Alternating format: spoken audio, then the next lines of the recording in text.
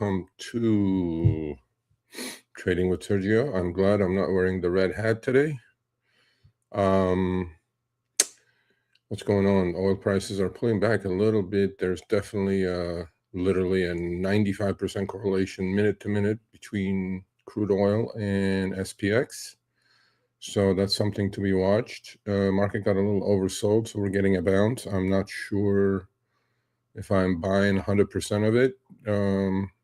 But we'll see. We'll see how the week goes. Big news week, obviously. Fed decision coming up on Wednesday, and quarterly option expiration, one of the bigger ones, coming up on Friday.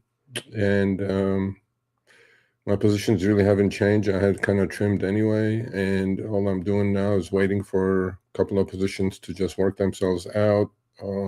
Time decay, basically, just waiting for time to take care of them. One of them is on USO. My members know. We have an iron condor. The upper side, the lower end 80-75 put credit spreads are basically gone. But even with IV crush, the call side, the call credit spread side, which were 120, 125s, are pretty close to the money. So they're not getting killed yet, but we have 4 days to go after today. We'll see how that's going to work itself out. If you do look at the crude oil prices, they're in backwardation. If people understand that, meaning like on the futures market, the front months are much higher. I mean, and literally much higher than the back months, such as September and December. If you look at crude oil futures, and that's called backwardation.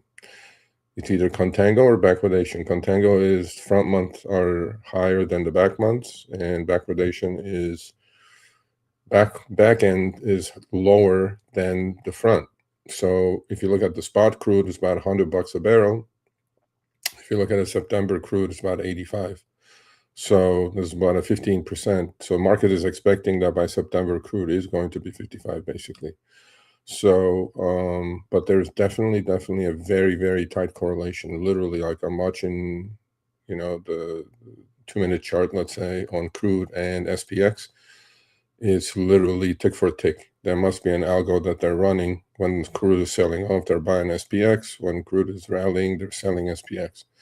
So within the SPX, obviously rotation is fierce, and it's it's a stock market, right? But then people always, are talking about, I mean, if you're dollar cost averaged or owned indexes as a passive investor, you have no complaints. Market's about 3% from its all-time high. Same thing with QQQ, same thing with SPX. But if your portfolio is full of high beta, low earnings or no earnings growth stocks, you got smashed. There are many examples of that. We don't have to go through it. Well, Hood becomes one.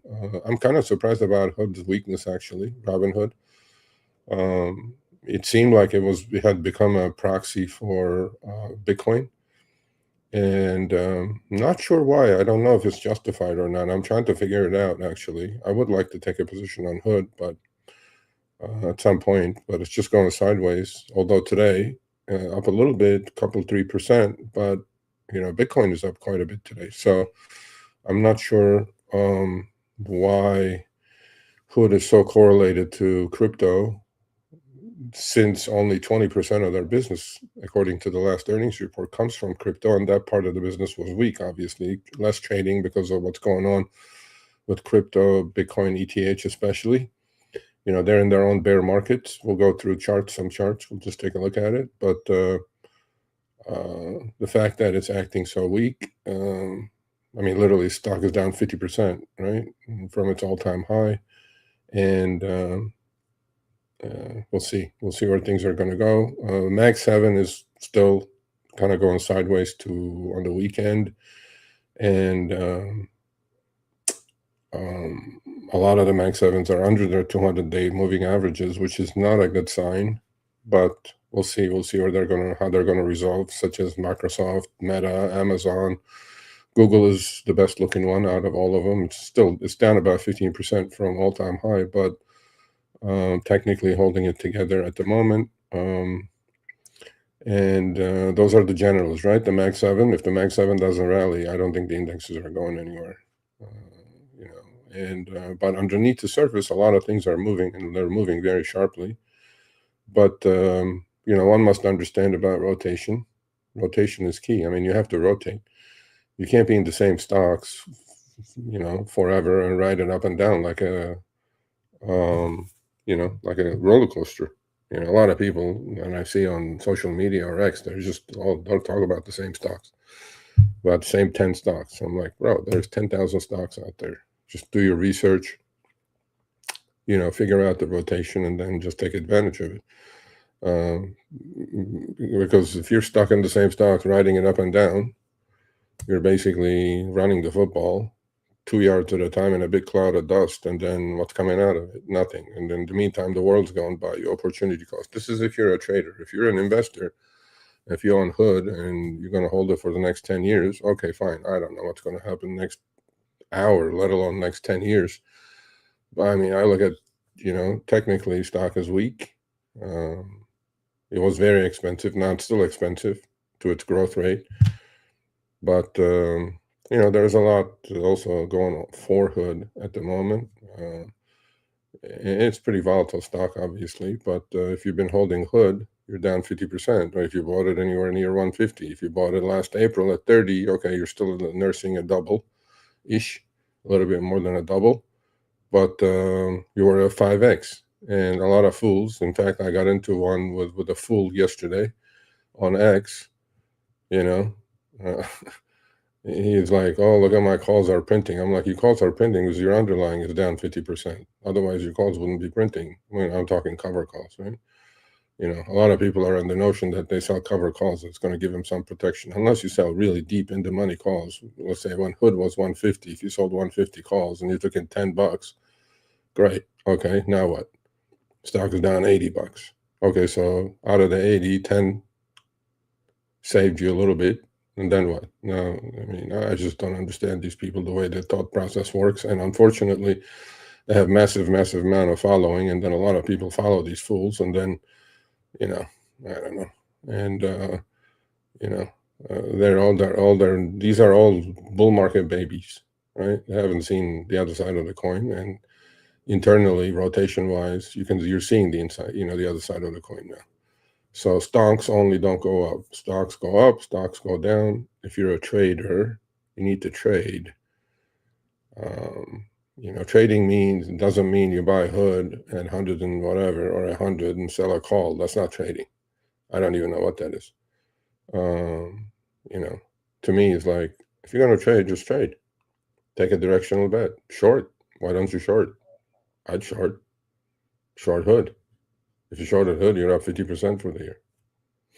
Or sell call credit spreads or whatever, right? I mean, all these fools know is about selling selling calls. I'm like, bro, that doesn't work. That only works that works well in a bull market.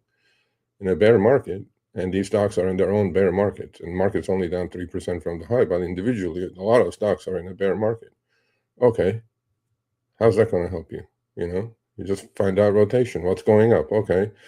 For the last 3 months until maybe a month and a half ago, all base metals, industrials, precious metals, they were all flying. And then oil took over, obviously. My 52-week high list is full of oil stocks. Do I want to get in now? No. But they had massive moves. While your Hood has gone down 50%, you're missing a massive move on simple company like ExxonMobil or Chevron, or Valero, or Phillips 66. Look at these charts. Look at these stocks and compare it to Hood. Wall Street doesn't sleep. Money doesn't sleep. Money has to rotate. Rotation is key if you're a trader. And we're all traders here. I mean, I have an investment account. I have a trading account. And separate the two. Not for your accountant's sake, your taxes, right? Tax treatment on long-term cap gains is much different than short-term trading. Short-term trading is the short-term cap gains. There's a tax at your ordinary income rate. So, to me, it's like, I think people just mix the two. Or what happens is that they really get emotionally involved or create biases for themselves and love a stock, right? Like Hood, let's say, or like Palantir, and it goes from 30 to 150, and then it goes down 50%, and now they're still holding it, riding it up and down. I'm not sure. I don't think that's trading. But again, to each their own. They have their own accounts. So good morning, everyone. Good morning. Welcome to Trading with Sergio. Every Monday, 10 a.m. Pacific, 1 p.m. Eastern. If anybody wants to come on, I'll post a link. In fact, maybe that fool that I got into it last night with on X would like to come on.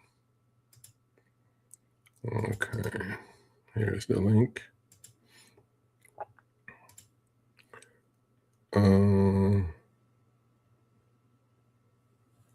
Oh, I guess they changed that. No, here's the link. Is that the link? What the fuck? Oh, no, that's not the link. This is the link. That was interesting. StreamYard advertising. I don't want to advertise our StreamYard. There it is. That's the link right there. So good morning, Mike. Good morning, Doug, Traveler, Vartan, İçbesi Sohber, and Pistol Hour. Good morning, everyone. Pistol Hour. I like that name. And yeah, so let's take a look at what's going on. What else is happening this week? I think there's some economic data coming out, but I don't think it's really that important. Last week, inflation numbers come out. Look, what's going to happen with oil, right? I mean, it depends how long we stay here. If we stay at $100 a barrel, actually, I just bought gas at $5.75 a gallon in California. I'm in LA, and that's $1 higher, literally $1 or more higher. Although we do pay a lot more than the average in the nation. It's $1 or $1.20 higher than a couple of weeks ago. Okay, so if I put 10 gallons in my tank, that's $12-15 more every time I fill up. Okay, let's say I fill up once a week. $60 a year is $750 a year. For the average American, that's huge. That's like a tax, right? And the productivity is not going up just because gas prices have gone up, right? Your paycheck is not going to go up by that much. And if these oil prices, hang out at the $100 barrel level, it's definitely going to slow the economy down. Definitely going to, because the consumer is the economy. 75% of GDP is consumer spending in this country. And if the consumer is, going to work every day and spending an extra $60-80 a month, so what that money they have to cut from somewhere. Where are they going to cut it from? Maybe they won't go to a movie. Maybe they won't go out to eat, and it's all, it affects everything, right? It affects the transportation of goods, obviously. All the trucks run on diesel. The gas station I bought the regular gas diesel was like close to $7 a gallon. I'm going like, obviously they're going to have to raise prices, right? All the millions of trucks that are zipping around the country and transporting your goods from one place to your nearest Costco or Walmart or whatever, right? Who's going to eat that? The consumer has to eat that. So, yeah. So if oil prices hang around at 100 and not go higher, let's say they don't go higher, let's assume we don't go put boots on the ground, because if we go put boots on the ground, we're going to sell off hard. Because look, as much as I agree with what's going on, I put a really good video out, actually. You guys go check it out. What happens after the bombs stop dropping, right? Why are we there? Anybody know? I get it. I get the nuclear weapons and blah blah blah blah. Okay, so we said the same thing during the Iraqi war. Weapons of mass destruction, proven to be incorrect. Trillions of dollars spent, hundreds of thousands of lives lost on both sides. What came out of that? I still don't know. Okay, this here, Iran. Okay, they have supposedly they have enriched uranium, and they're about to create a nuclear bomb and eradicate the U.S. and Israel. Is it? I mean, we did have a aerial campaign about a month and a half, 2 ago. Supposedly, we blew up all their nuclear capabilities. What is this for? I mean, we're 9,000 miles away, and Strait of Hormuz is closed. If this lasts longer than people anticipated, because I think initially market didn't care because everybody thought, okay, this is going to be like a week kind of a thing, and then we're just going to bomb the crap out of them and come out. Well, it's not happening that way, right? So they're retaliating pretty hard. And the longer it goes, the longer the market's going to pay attention to the effects of oil sticking around at $100 a barrel. And God forbid it goes to 125, which it could. I mean, there's rumors that we may be putting boots on the ground on Karg Island, which is 90% of Iran's, by the way, it's Iran, it's not Iran. 90% of Iran's oil production happens. Okay, well, if we put boots on the ground, all bets are off. I think we're going to sell off hard, and we're going to sell off very hard. And because that shows that, because there is a neocon part of this administration that wants the war to continue. They want boots on the ground. I couldn't disagree more. I mean, that would be so bad. And I can assure you, folks, if you voted for this administration, they will lose the midterm and they will lose the general elections in a couple more years. Because Trump administration or President Trump said one thing. They said, I'm not for war. I want to look to end wars. I'm not trying to start a war. Well, we just started a war.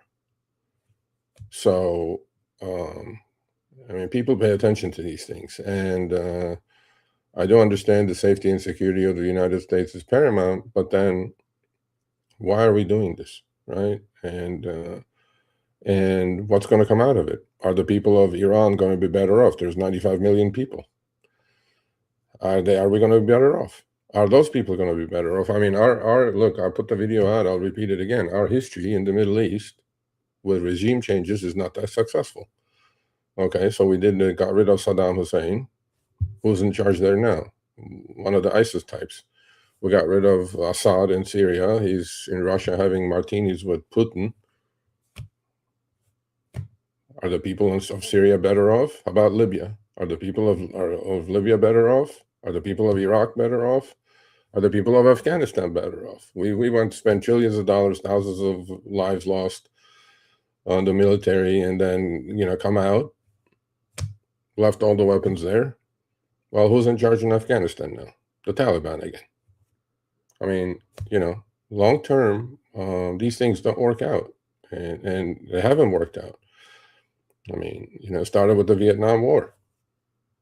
Okay, we did what we did. Cool. All right. And now, it took Vietnam decades to come back to reality. So the point is, if you change the regime, right, the next guy, or we did it in Venezuela now, okay, I'm thinking there's a bigger play here, right? This can't be just about Iran and their nuclear capabilities. I'm thinking there's a much bigger play here, which would be China, right? Because who gets most of their oil? Literally 20% of their oil comes from Iran and Venezuela. Okay, so we went and took out Maduro. I don't know what's going on there. All the propaganda was, oh, people are so happy they got rid of Maduro. I mean, what's happening? There is inflation down in Venezuela. Are they doing better? I'm not sure. Same thing with Iran, right? Okay, all people are celebrating. Mullahs are dead. Okay, who's in charge? Because what happens is that we create these vacuums, and the next guy that shows up is not that much better than the guy that was there. Okay? So, and for me, 95% of Iranians just are like the Americans, right? They just want to go to work, put food on the table, raise a family. That's all they want to do. And then, might makes right. We go to war. We go bomb the crap out of them. Okay. I mean, Iran is a big country with almost 100 million people. So are we expecting the Iranians to take up arms and then go against the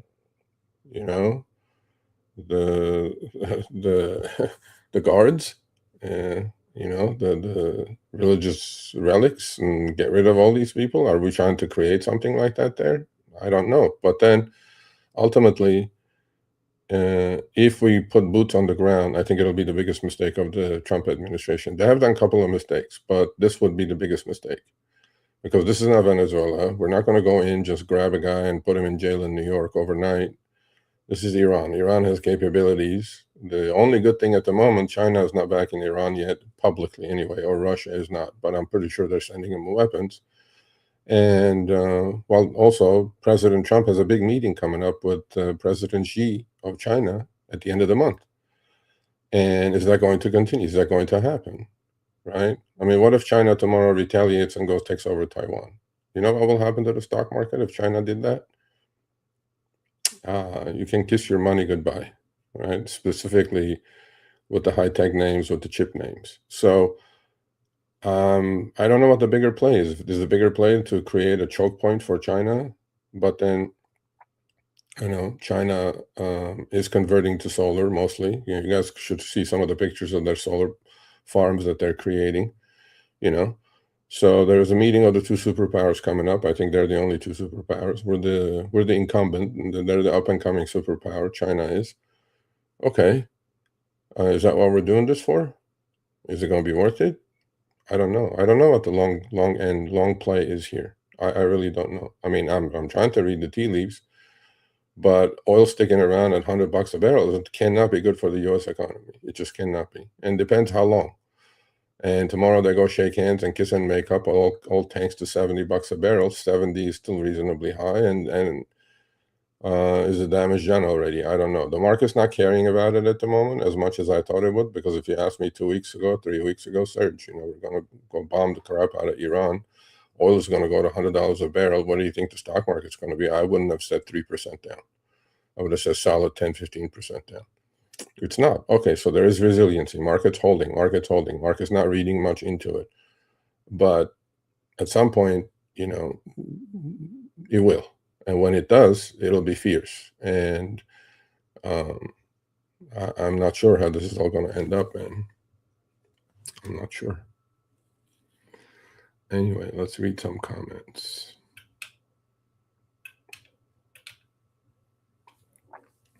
Good morning. All right, let's see.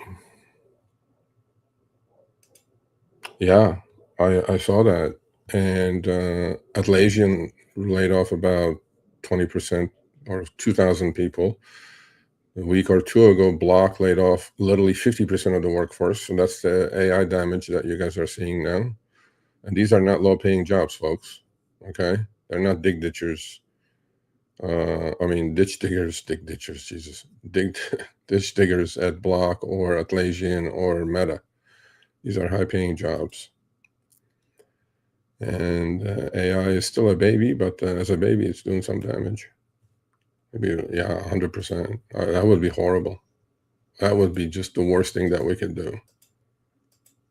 That would be the worst thing that you can do.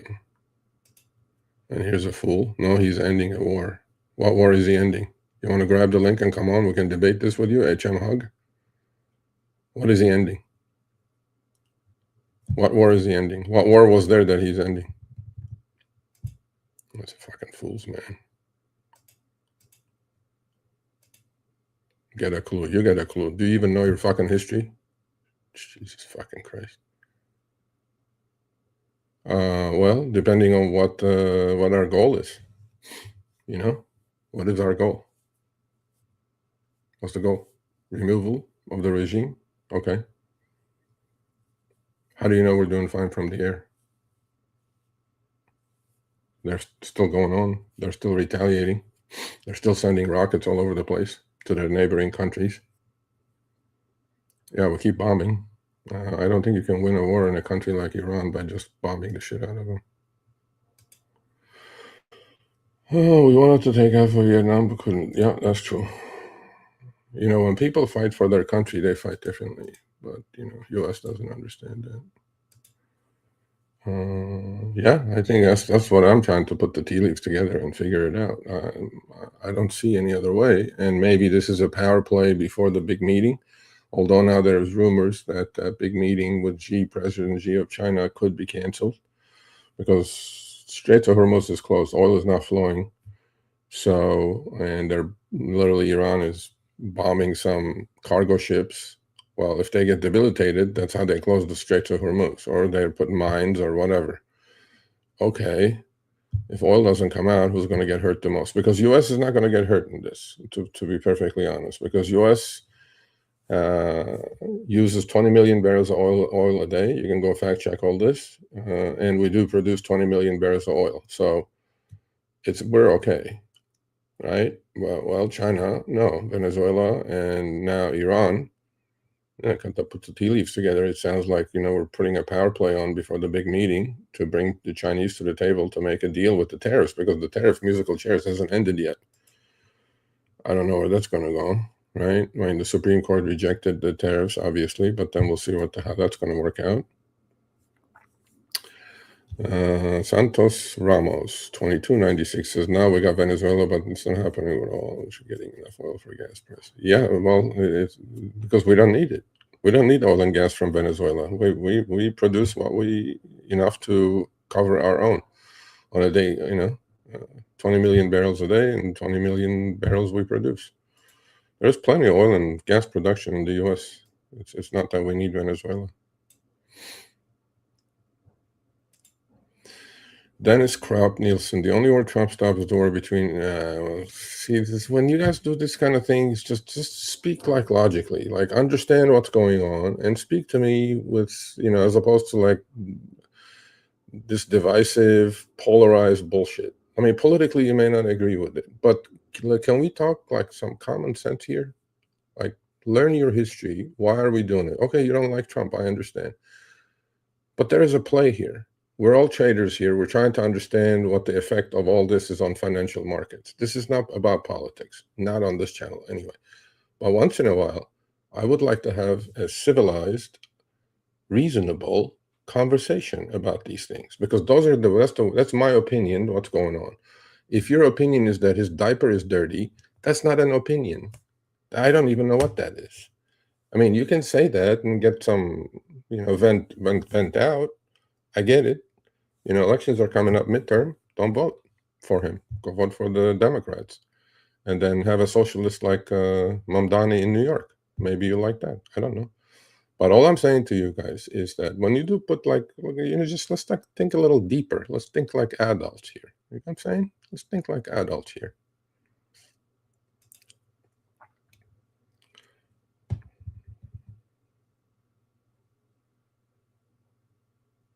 $420. I'll take $420, bro. Oh, is it Phoenix? Yeah. Okay. Well, yeah. Yeah, $420 I'll take. I just paid $560.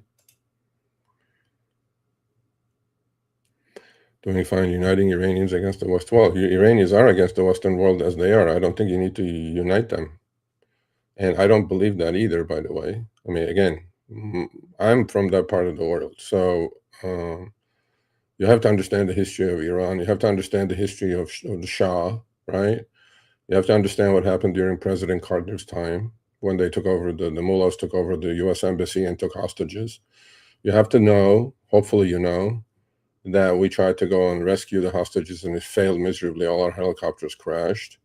You have to know that Iranian people were being persecuted and killed by the thousands under the Shah, who was a dictator, who was sucking the country's blood dry, whose son is in exile in France, and hopefully we don't put him in charge, right? So all these things, do you know these things, right? So for 45 years now, for 30 years before, Shah persecuted the Iranian people. Because anytime somebody talked against him, including himself, the family, and the family dog got wiped out. So that was the Shah. So Shah is no Mother Teresa. Then the mullahs took over, killed the Shah, or put him in exile, and he died in exile. So Shah was no good. Mullahs are no good. So now we're trying to get rid of the mullahs. Okay, we're killing him every day. Okay. Well, for each one you kill, there's going to be 10 to take their place. How long can that go? I don't know. So lesser of the two evils? Is that where we're at? Okay, well, we'll see. We'll see how this is going to turn out. But there is definitely going to be an economic effect if oil prices stick around at $100 a barrel. This is going week 3 now. Okay, this goes on for a couple of months. It's definitely going to affect consumer spending. So that's what I want to talk about here. I don't want to talk about Trump's diaper and do this and do that. That's what I want to talk about, right? And that's why I put the link out. That's why I want some of you folks to come on and talk reasonably about these things, as opposed to taking each other's eyes out, because it doesn't make sense. And I'm trying to read the tea leaves. I'm trying to trade. I'm trying to figure out what's good, what's the best trade I can put on under the circumstances. So the trade that I put on, there's the link. If anybody wants to show up, please grab it. All I ask that you're in a quiet place with good internet reception, okay? And and I put the trade on. I put an iron condor on because I'm just, okay, if crude oil is in backwardation, they have weekly options. I'll put the iron condor on weekly options, take care of IV crush. Okay, see, I'm trying to make sense to you guys, as opposed to just insult people and say, oh, Trump is this and Biden is that and this is that, and like, it doesn't make any fucking sense.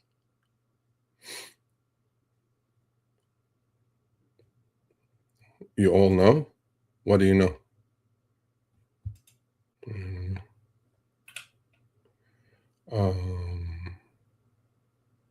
Okay. Okay. I've been seeing planes in the skies here. Is where is there? Pistol hour? I don't know where you are. I have no idea. We all know. Okay, cool. I hope so. I don't like war, but I absolutely stand 100% behind America. 100%. And I said that on the last video that I did. I take my hat off to the military. They're going doing a job, dirty work. They're dying out there and killing so we can do this, right? For our freedom. People are putting their lives on the line for our freedom so we can get on YouTube and yak about some shit. You have to respect that. I have utmost respect for our military, like to no end. Okay. You're a man of few words. I don't know what you're doing. You all are men of, or women of few words. Exactly. That's a fact. Okay. Yeah. Actually, at the gas station I bought, it's the cheapest gas station. It's called the Thrifty. Unleaded is like $5.59, and there's a middle, I guess, $5.89, and super is $6.09. So we're there. But that, as you know, in California, I think about $1 of that before this last time, about $1 of that is like clean air tax and bullshit tax and this tax and that tax and like fucking, I don't know. I'm stuck in the West Coast. That's all I know. Fucking stuck.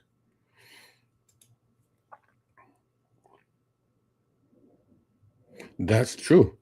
I remember that. I was very young, but I remember that. That was like you had to, I think they did like a license plate switcheroo thing. Like if you had an odd ending, you can buy gas one day. There were gas lines around gas stations, but then we're not the same situation, obviously. I don't think we're going to get there. But I recall that, yeah. There were like gas lines and something like that. I remember that, yeah. Hey, again, this is not the channel for that. Come back tomorrow with the other channel. Come back tomorrow with the other channel. Come back 3 p.m. tomorrow. Show me the Money Club. 3 p.m. Pacific, 6 p.m. Eastern on the Rideshare Guy YouTube channel. Yeah. Okay. All right. So, all right. Let's go take a look what's going on with the markets. What is going on? We rallied at the open and we're just kind of going sideways. Bitcoin rallying, Ethereum rallying. I agree with that. I wish I could. My daughter's graduating college in May, and I'm hoping she goes to New York for medical school. That's going to be expensive, but it is what it is. My son's still in high school. That's the goddamn problem. Otherwise, I'd be like, adios. I mean, I'm not a billionaire, but I'm fine. And they're all leaving California, by the way, because billionaire tax is coming. God knows, because after the billionaire tax, because once they all leave, they move to Florida, they don't want to pay the taxes, right? They'll probably come after us, the middle class, whatever middle class is left. I would like to escape California myself, but I can't. At the moment, I can't. So, East Coaster stuck in the West Coast. That's who I am. Anyway, let's look at some charts. This is the S&P 500 for the day. It's kind of going sideways. Crude 115.96. Come on now. Let's pay those iron condors off.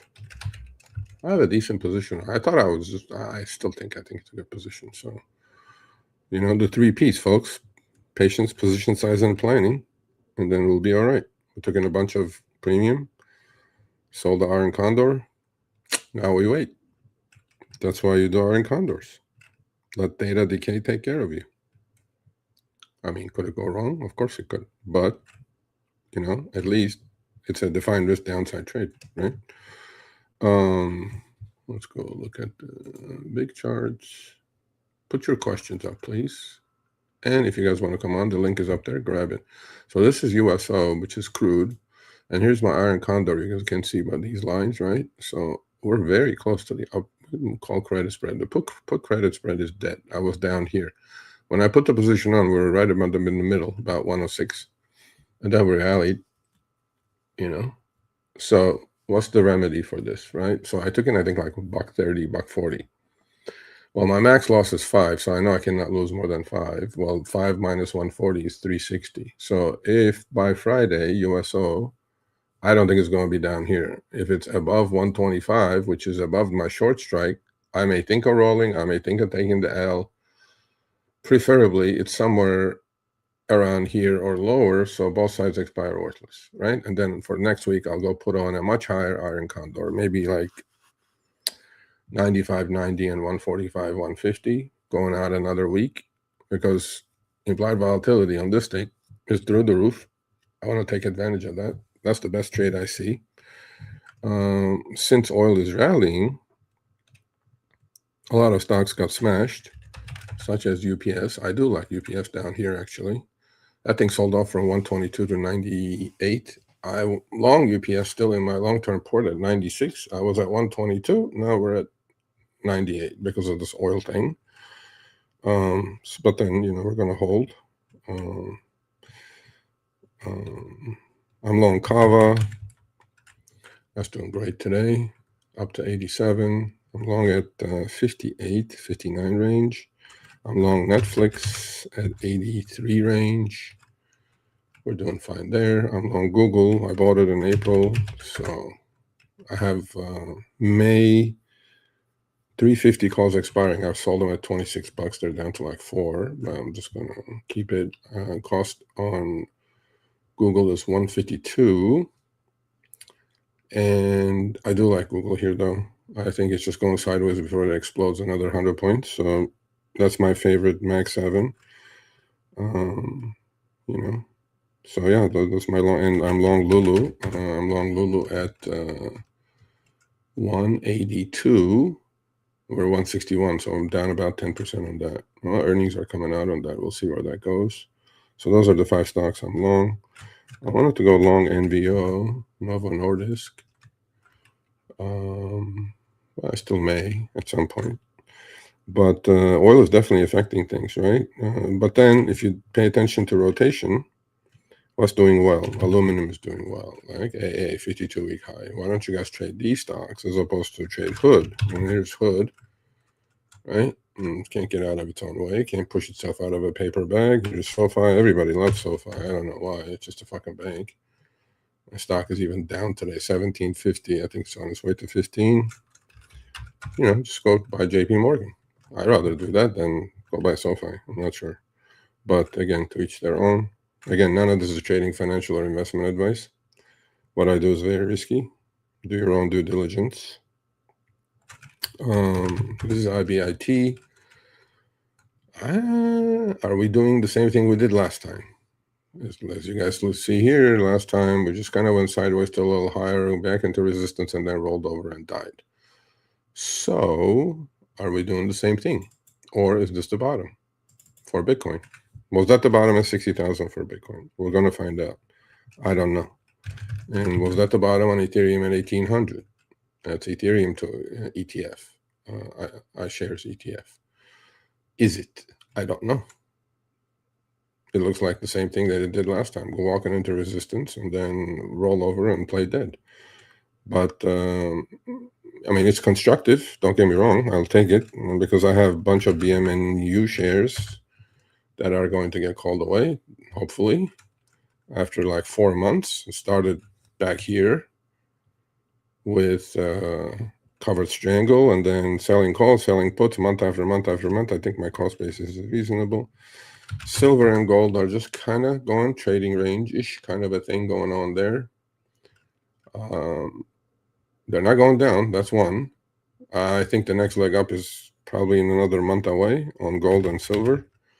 And now I'm started watching, you know, some silver stocks like Hecla Mining. I'm not in it yet, but it's getting interesting. Excalibur Mining, EXK. I mean, Endeavor Silver, sorry. So that's getting interesting. Pan American Silver. On the next leg up, I will definitely be buying these, all of these. AG, which is First Majestic Silver. Love these pullbacks on these stocks. These stocks have pulled back like 30% plus. HYMC, you know, just rotate, man. Just rotate.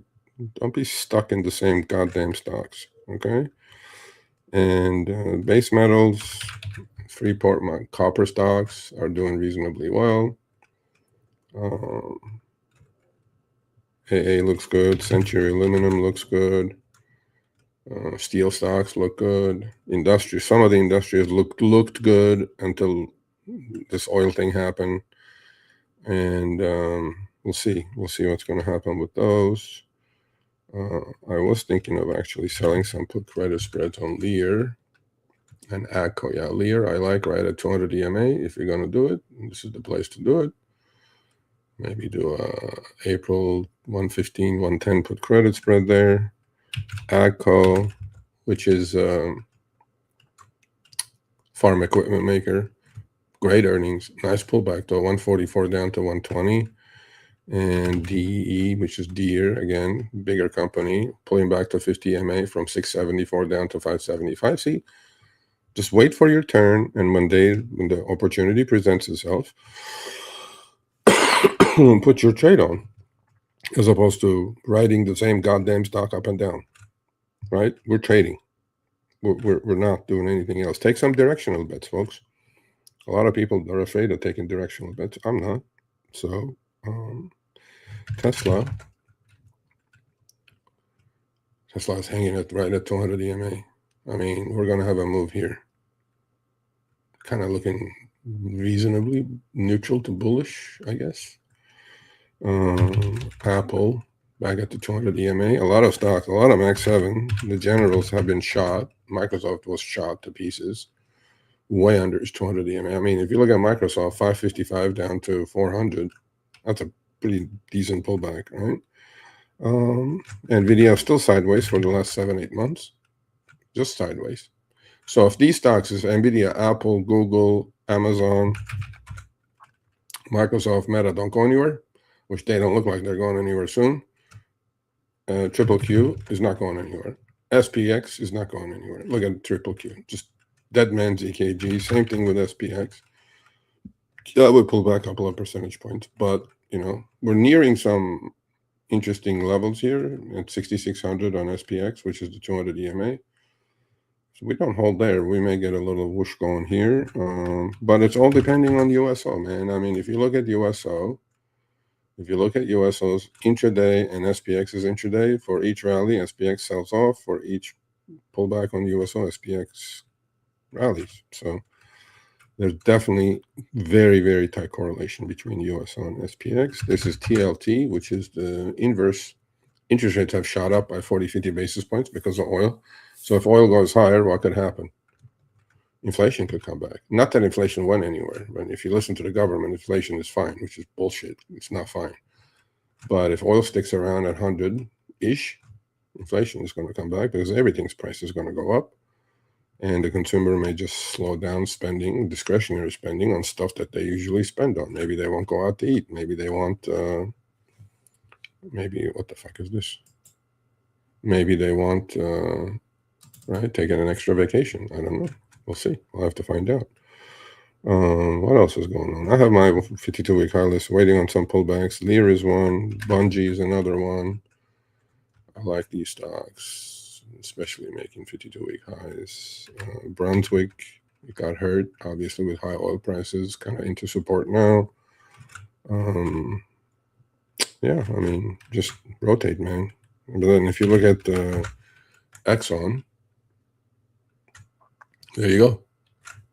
You couldn't have made money, 120 to 160 on that? Yeah, okay. Well, you're stuck in mud with the same idea that you had for the last 2 years, and you don't rotate. That's Chevron. This is BP.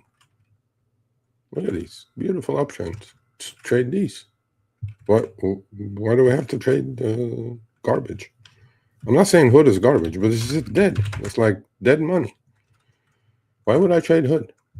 I mean, it's indecision pattern going sideways. Okay, upper end, I don't know, 80, whatever. Upper end of the trading range is 85. Lower end is 68, 60, 70. Okay, well, whichever way we break, that's where we're going to go. Is this a base? Are we setting up for a bullish divergence on Hood? I don't know. If we make a lower low, I will pay attention to Hood on the long side probably, but not aggressively. And yeah, I mean, there's 10,000 stocks. Just got to pay attention to those. So that's the recap of what I'm seeing. I don't know what you folks are seeing, but hopefully you guys are seeing the same thing I'm seeing. All righty. I'd escaped California. I was there young. Yeah, very high. That's because, sir, I can see you're watching it on your phone. So there's 2 YouTube streams. There is a vertical one and there's a horizontal one. I think you're watching the vertical one. That's why it's so small. If you go to the other live stream, which is the horizontal one, and you can flip your phone sideways and then they'll look bigger. But if you're watching on your phone, it's still going to look small. Sorry, there's not much I can do about that. Sergio, if the U.S. is producing oil at the same level as our usage, then why such an effect? Yeah, very good question. That's called collusion, sir. That's called collusion, right? That's what the gas companies do. They're vultures. They got to make money, you know? And then it's looking at the, you know, everything moves with the short, with the spot price, right? And I guarantee it, folks. So oil shot up $1.20. I mean, well, oil shot up. Gas prices shot up $1.20 in my neighborhood. Okay, tomorrow, let's say we shake hands, we kiss up, make up, Iran, everybody goes home. Oil prices go down. Do you guys think the gas prices are going to go down as fast as they went up? No, they're going to go down nickel at a time. They go up fast, they come down very slow. That's called collusion. That's what they're Shell, Chevron, all these refineries, right? Oh, I mean, the oil that they're using to produce gasoline is, I'm 100% sure, is not $100 a barrel. But then that's what they do. They're good at it. There's not a regulated market. They can do whatever the heck they want. That's the reason, Kyle.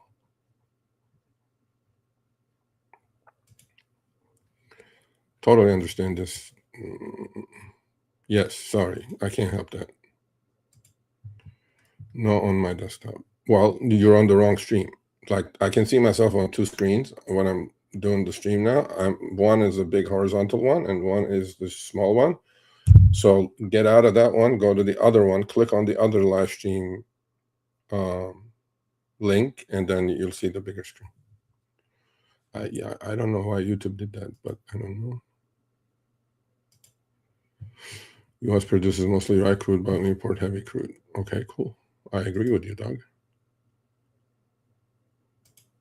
Yeah, but okay, so Vartan, I can see you. You're on the vertical stream. I can see that. So is Pistol Hour. You guys are all on the vertical. I see who's watching, and is it on the vertical? Is it on the horizontal? Like Doug is not on vertical, so I'm sure he sees me fine in the big horizontal one. You got it? There you go. Cool. Man, turn around. Just listen. You don't have to. You have to watch. So, anything else going on with you guys?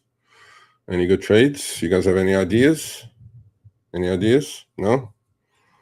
I don't know. I don't have it. I'm just waiting for this thing to settle down a little bit. I was going to day trade once. I would have made some money. I didn't. I'm like, not into it today.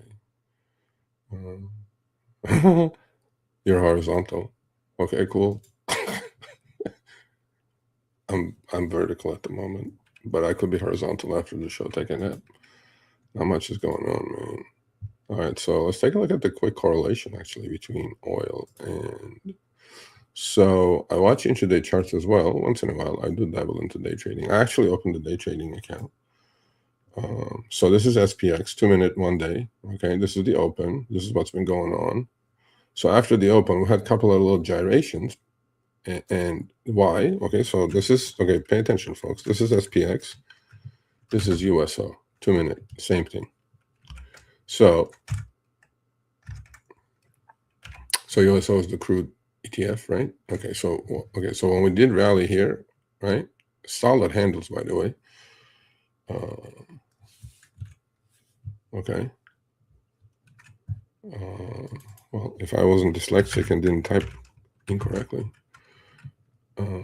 that's USO, right? So when USO, this is the open, right off the open, USO sells off, market rallies.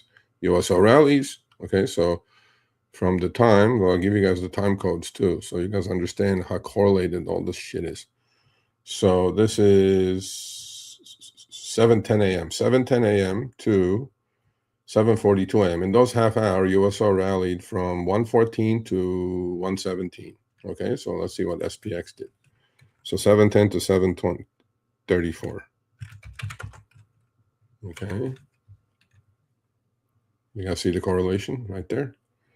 That's 7:10 right there.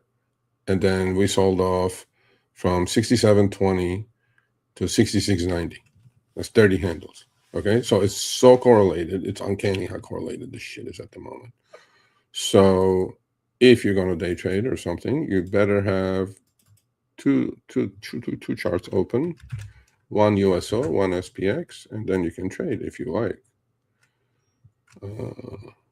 That's SPX, and here's USO. Look how correlated it is. One goes up, the other one goes down. So USO did rally all the way to 119. From 119, we'll pull back all the way to 115.5. Well, let's see what happened to SPX. And that was the bottom right there. Right there. That was the bottom.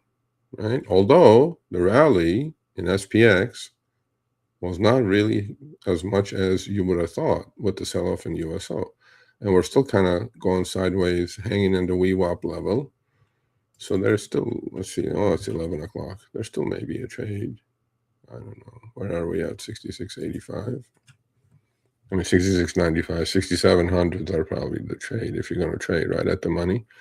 The good thing is intraday IV has gotten crushed on these. We were trading at like 30%. Now we're down to about 20%. Well, that's because theta decay as well, right? These are 0 DTs, by the way, folks. So I'm not telling you to do this or that. All I'm saying is there is definitely very, very tight correlation between USO and SPX. That's all I'm saying. Do as you like. We're all adults. We make our bed and sleep in it. That's it. What else do I like? I like IPGP. It's up already 6. DLCN was my trade. I had a put credit spread. Sold them at a couple of bucks. Bought them back at 10 cents. So that worked out. Just got to trade, man. Trade what's in front of you. DLCN. Oh my God, it's 74. Holy shit. Look at that chart. Oh. Do we dare sell some call credit spread on that? While the Bollinger Bands are opening up? Dewey. That's beautiful chart, man.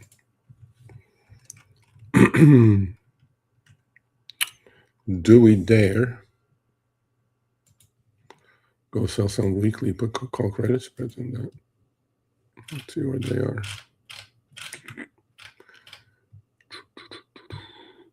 Stock is 74. Friday's 80s are $1. Holy shit.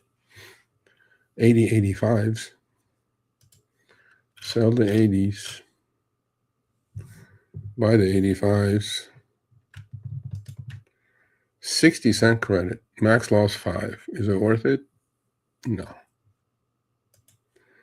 It's going to cost me $2,200 for 5 lots to take in $250. 10% though. More than 10% actually. About 14% for 4 days. If the stock is under 80, you collect all that money. But the stock is so strong at the upper band. Are they want to walk it up? The only bad thing is it's just volume is pretty anemic. I probably will do that tomorrow if it rallies some more. So not everything goes to the sky, but not everything goes down forever either. Oh, where's HIMS these days? HIMS had a big news rally, right?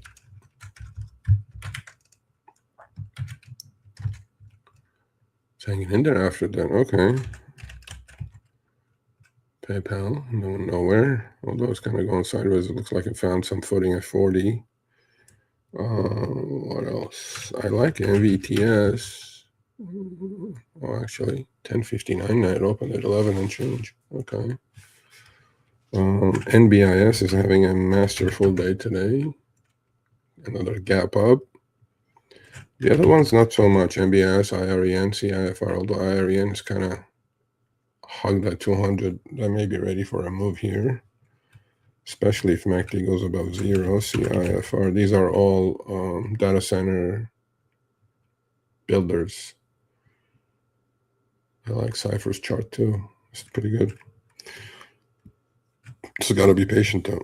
If you're going to take a directional, be patient, folks. Because taking a directional with options, you have to be right on the 2 Ds, direction and duration. If you're not, you're going to join the 90% loser crowd. But I like this chart quite a bit. I like that one a lot. Yeah, okay, I'll finish my hour. I'll go to the front, answer some questions. I can't wait. Oh, I have my ZSL also getting called away from me this week. That's nice. Clean up the account. ZSL. ZSL inverse 2x ETF is silver. Yeah, if it's above 20, we're going to get called away. If BMNU is above 2, we're going to get called away. USO, we're hoping for the iron condor to die. I have like, I think 15 or 20 lots of that. So, I don't know, I think in like 3 grand. It's not bad. Not too shabby. Just patience. SPX is not just going sideways. So are we going to sell off? Do you guys believe this rally? I don't believe it. I don't believe today's rally whatsoever. I mean, this looks pretty ominous to me. 6,600, 200 EMA. If we take that out, this looks pretty ominous. Next stop is going to be 65, obviously. There's some support there. I don't know. MACD is under 0. Don't like it, technically anyway. But chopsticks are chopsticks.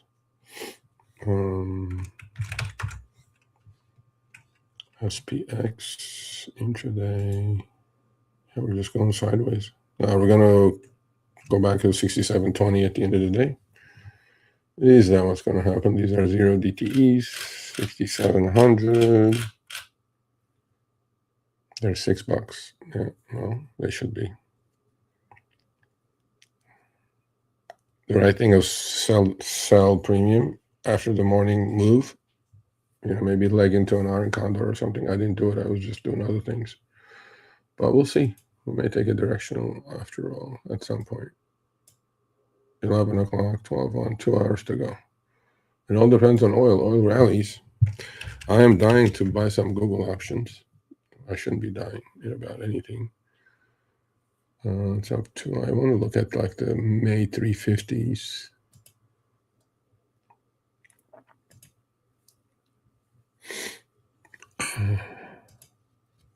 Actually, I'm short the May 350s in my long-term port.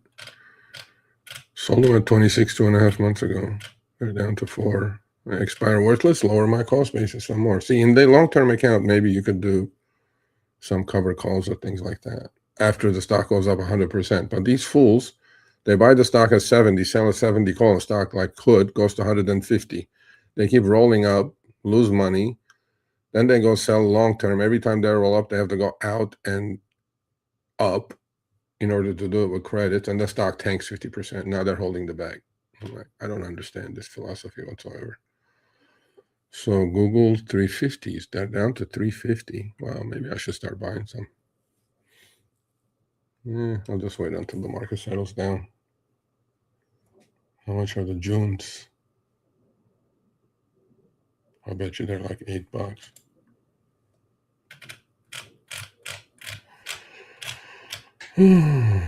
No, 25, 640. IV got crushed on those. Okay. Well, IV in general got crushed because VIX got crushed today, I'm pretty sure. VIX got up to 35, right? Hopefully you guys understand the correlation between VIX and the markets. I get a lot of people go, when VIX goes up, market goes down. I'm like, not necessarily. And then they go, when VIX goes down, market goes up. There is not that much of a correlation as you guys may think it is, but it is correct. It's more for like selling premium and buying premium. When VIX is 35 or 30 or whatever, you should shy away from buying premium, especially on indexes. Yeah, I got up to 35 on a couple, 4 or 5 days ago. Wow, okay. Now IV crush is happening, which is good. So, you know, buying options directionally is a lot better at 24 VIX than it is at 35 VIX. So you guys understand. It's better at 20. It's better at 15 if you're going to take directional bets. So when VIX is low, you got to go directional. When VIX is high, you got to be a seller of premium. Very carefully, though, because selling premium is not risk-free. A lot of fuckheads on X and YouTube, they go, oh, sell premium. I'm like, okay, cool. Oh, yeah, here's one. Here's one. What was that one on Friday? Ulta Beauty. Big company, right? So, down another 12. Okay, so you sold premium in Ulta Beauty. You sold puts. Well, it only went from 720 to 520 in about like a week. And you took in how much money? You took in on your 700 puts? $20? Well, they're only 200. There's such idiots out there, man. Oh, I sell puts. Okay. Knock yourself out. You're eating it. Anyway, that's life. Somebody's got to eat it. We all can't make money. Anyway.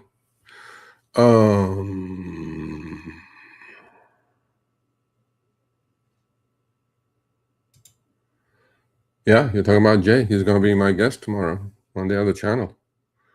I don't know if he's doing the right thing, day trading, but maybe I'll help him out a little bit on that one.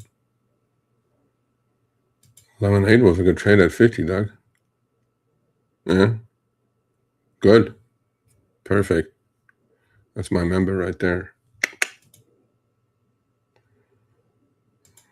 Vertical view on TV, because you're on the wrong link. There's 2. If you go on YouTube, on your TV, there's going to be 2 live stream links. One is for vertical view, one is for horizontal view. You're on the vertical view. It doesn't matter if you go on an 80-inch TV, it's still going to be vertical.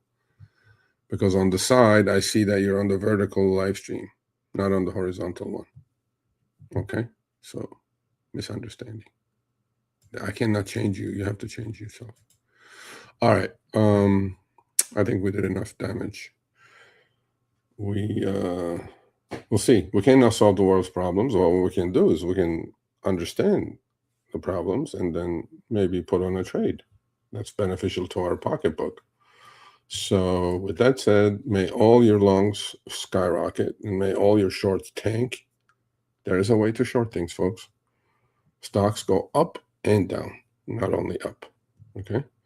So behave accordingly, because otherwise you're going to become a long-term investor from a trader. Give me a thumbs up if you guys like it. Please subscribe if you're not subscribed. All you get is the real deal here. There's no fluff. There's no spin. There's no bullshit. I'm not into it. You know, oh, today is Monday. Okay, cool. I'll post my positions on the community page of the YouTube channel, fully transparently, every Monday, Wednesday, Friday. Again, none of this is trading, financial, or investment advice. Do your own due diligence. What I do is very risky. Don't follow me. But if you decide to follow me, don't be upset, because I do lose money. So once in a while. When am I going to trade live? I don't know. When I have time. I would have traded live today if there was something to do, but there's nothing to do. So I'm just waiting for my positions. I put on the positions. I'm a swing trader. I'm not a day trader.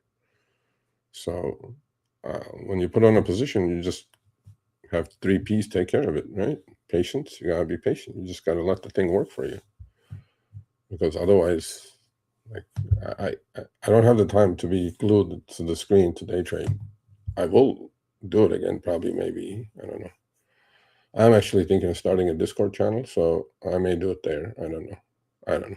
We'll see. But I did day trade actually on Friday, very successfully. Made quick, I don't know, it's like $700 or something. I was about to day trade today, but then I got another call, which I would have made money actually. But then woulda, coulda, shoulda, doesn't matter. If my aunt had balls, it'd be my uncle. So it doesn't work like that. And I'm like, yeah, I'll do it again. It was fun. You'll just be watching the screen instead of my face. That's all. All right. So I see a lot of you are on the vertical. So for confusion, arrest the confusion, there's 2 live stream links when you go to my YouTube channel. If you're watching on YouTube. If you're watching on X, which I don't know if you are, it's horizontal. But if you're watching, go to YouTube to the channel, there's 2 live stream links. One, YouTube is not doing a good job, but then, hey, YouTube, put like a sign that says, okay, this link is for vertical stream. This link is for horizontal stream, YouTube. Because people are getting confused. They're clicking on the first one they see, and that happens to be the vertical. So for the people who don't like the vertical, you need to click out of it, come out of it, go back into YouTube channel, look at the other link, which is horizontal. But YouTube says they have this little a cell phone icon next to it, meaning it's vertical. And the one that doesn't have it is horizontal. So next time, click on that one, which will be Wednesday, 10 a.m. Pacific, 1 p.m. Eastern. I'll see you guys on Wednesday. You have a great day. Let's watch paint dry for 4 days. Let's have those iron condors go away, and then we'll put the new ones on. And other than that, have a great day.